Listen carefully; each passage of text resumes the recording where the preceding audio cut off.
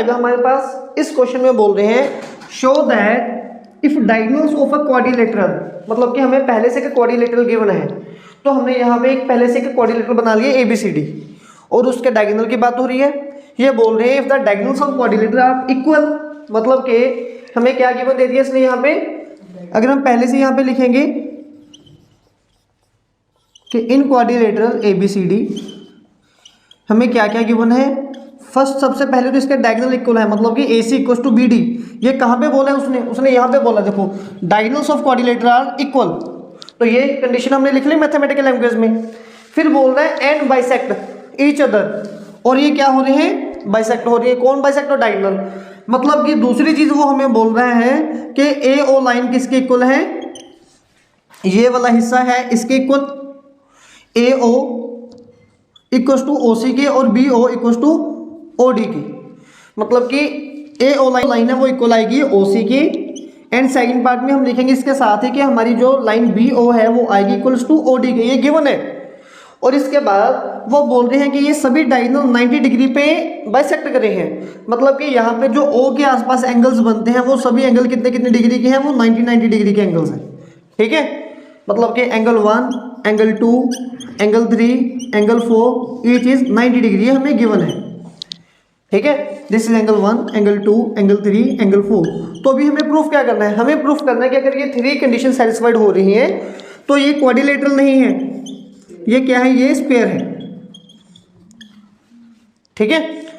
Okay, अब हमें पता है कि स्क्वायर क्या डायगोनल भी इक्वल होते हैं, ठीक है, आपस में। तो जब हमने अगर इसको स्क्वायर प्रूफ करना है तो 2 बातें प्रूफ करेंगे कि एक तो इसकी सभी साइड्स इक्वल हो और दूसरी चीज इसके ईच एंगल 90 डिग्री हो। अगर हम इसकी सभी साइड्स को इक्वल प्रूफ करें और इसके ईच एंगल को 90 डिग्री प्रूफ करें तो हमारा क्वेश्चन खत्म हो जाएगा। यहां तक क्लियर है, ठीक है गुरनीत। चलिए इसको स्टार्ट करते हैं फिर हम। टू प्रूव हमने प्रूफ करना है कि ABCD इज अ स्क्वायर। तो ये यहाँ तक आपको पता होना चाहिए कि इसके हमने 2 पार्ट करने हैं। इस क्वेश्चन को 2 टाइम सॉल्व करेंगे। पहले पार्ट्स में साइड्स को इक्वल करेंगे और सेकंड पार्ट में इसके ईच एंगल को 90 डिग्री प्रूफ करेंगे, ठीक है। अब थोड़ा सा ना यहाँ पे आपने ध्यान देना है। मैंने आपको एक फिगर के बारे में बताया था, दैट वाज रोम्बस, ठीक है। वैसे ही हम थोड़ी सी रोम्बस के ऊपर डिस्कशन करते हैं, शायद वो यहाँ कहीं पे यूज हो जाए। रोम्बस कौन सी फिगर होती है। अब इसको स्क्वायर बनाने के लिए हमें 2 चीजें प्रूफ करनी है ना। एक क्या प्रूफ करना है कि ईच साइड इक्वल हो और दूसरा ईच एंगल कितना हो, 90 डिग्री हो, ठीक है। शायद रोम्बस को ढूंढ के हमारा काम आसान हो जाए। चलिए रोम्बस होता क्या है। रोम्बस में सभी साइड्स इक्वल होती हैं, पहली कंडीशन ये होती है। उसमें सभी साइड्स क्या होती हैं, इक्वल होती हैं, ठीक है। इसको हम काइट की शेप में बेसिकली ड्रॉ करते हैं।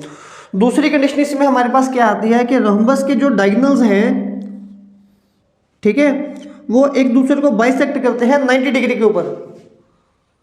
रोम्बस के जो डायगोनल हैं वो एक दूसरे को बाइसेक्ट करते हैं 90 डिग्री के ऊपर। और वैसे भी हमने एक क्वेश्चन में, प्रीवियस क्वेश्चन में, आई थिंक सेकंड और थर्ड क्वेश्चन में प्रूव भी किया था कि अगर किसी क्वाड्रिलेटरल के डायगोनल बाइसेक्ट हो 90 पे तो वो रोम्बस है। अब ये तो हमें पहले बोल दिया कि इसके डायगोनल बाइसेक्ट है 90 पे, तो मतलब ये क्या हुआ, रोम्बस। फिर से समझिए, क्वेश्चन सेकंड थर्ड में आई थिंक हमें एक क्वेश्चन था भी जिसमें हमें बोला गया था कि अगर किसी क्वाड्रिलेटरल के डायगोनल बाइसेक्ट हो एट 90 तो वो रोम्बस है। तो अभी तो यहाँ पे बोल ही नहीं है कि इसका डायगोनल 90 पे बाइसेक्ट हो, मतलब ये रोम्बस है। अगर ये रोम्बस है तो उसकी सभी साइड्स इक्वल है ना। तो ये फर्स्ट पार्ट तो हमारा यहाँ से प्रूफ हो जाएगा इसको रोम्बस लिखने के बाद।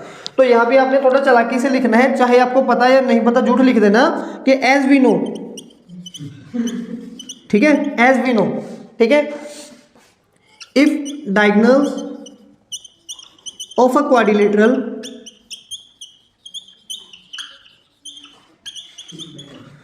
Bisect each other at 90 degree then it is rhombus, ठीक है। Therefore ABCD is rhombus. तो ABCD हमारे पास क्या हो गया, रोम्बस हो गया ना। अगर ये rhombus line equals to BC equals to CD equals to AD, ये हमारा फर्स्ट पार्ट तो प्रूफ हो गया कि इसके ऑल साइड्स हमें जो इक्वल चाहिए थे, ठीक है। अब बचा है दूसरा पार्ट 90 डिग्री प्रूफ करना, ईच एंगल। तो इसके लिए इसके कोई भी 2 ट्रायंगल हमें उठानी पड़ेगी, ठीक है। अब हम जो दो ट्रायंगल उठाएंगे उसके लिए देखेंगे। तो ये ट्रायंगल को थोड़ा सही कर लिया हमने, इस डायग्राम को। मुझे ये एंगल 90 डिग्री प्रूफ करना है, या ये वाला 90 डिग्री प्रूफ करना है, या ये वाला, या फिर इनमें से ये कोई भी एक पेयर को 90 डिग्री प्रूफ करना है। इस पर दो ट्रायंगल उठा लेते हैं हम लोग। In triangle D A B and triangle A B C या C B A, triangle C B A. Now D A B triangle कौन सी है? पॉइंट है डी ए बी। और हमारे पास बी सी ए ट्रायंगल कौन सी है? सी B ए। ठीक है, अब इसमें से देखिए कौन कौन से पार्ट्स हमारे पास कॉमन आएंगे। एक तो A B line equals to A B, ये कॉमन आ गई।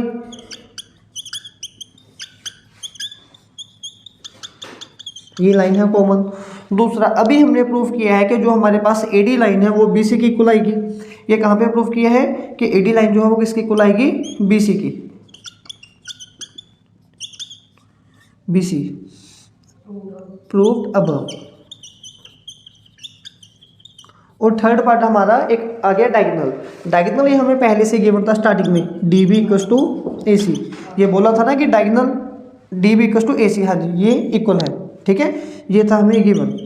अब अगर हमारी कोई भी दो ट्रायंगल कॉन्ग्रुएंट होगी, अब इन ट्रायंगल को इरेज कर दो, तो इनमें सभी एंगल भी इक्वल होंगे। दिस इम्प्लॉय कि ट्रायंगल डी ए बी ये कॉन्ग्रुएंट होगी ट्रायंगल सी बी ए। अब थोड़ा सा इसको ध्यान से देखना पड़ेगा कि क्या ये पॉइंट हमारे सही है। जहाँ पर ए एंगल है वो बी के इक्वल आना चाहिए। D A line A B common आ रहा है। D A line B C की इक्वल आ रही है, सही है जी। तो भाई बच्चों प्रॉपर्टी है ये साइड साइड साइड। इसी वजह से अभी हम लिखेंगे सभी एंगल इक्वल है। सभी एंगल मतलब कि हमें जो पूरा एंगल चाहिए, एक तो angle A equal to angle B, ये दोनों हैं इक्वल। यहाँ तक सही है, चलिए ठीक है, बाय सिंप्लिसिटी। अब इसके बाद जो सेम प्रीवियस क्वेश्चन में हमने पार्ट किया था वो करेंगे, लेकिन ये स्क्वायर जो है, या अगर ऑपोजिट साइड्स इक्वल है, चाहे वो रोम्बस है, चाहे वो कोई भी उसके साइड्स पैरेलल भी होती हैं, तो इनका सम कितना आएगा? 180 डिग्री आएगा। Angle A plus angle B equals to 180 degree. इसको लिख देना को इंटीरियर एंगल। लेकिन अभी तो बोला कि एंगल बी एंगल ए के इक्वल है, तो बी की जगह पे लिखेंगे angle A equals to angle A 180, 2 time angle A 180, और एंगल ए आ गया 90 डिग्री।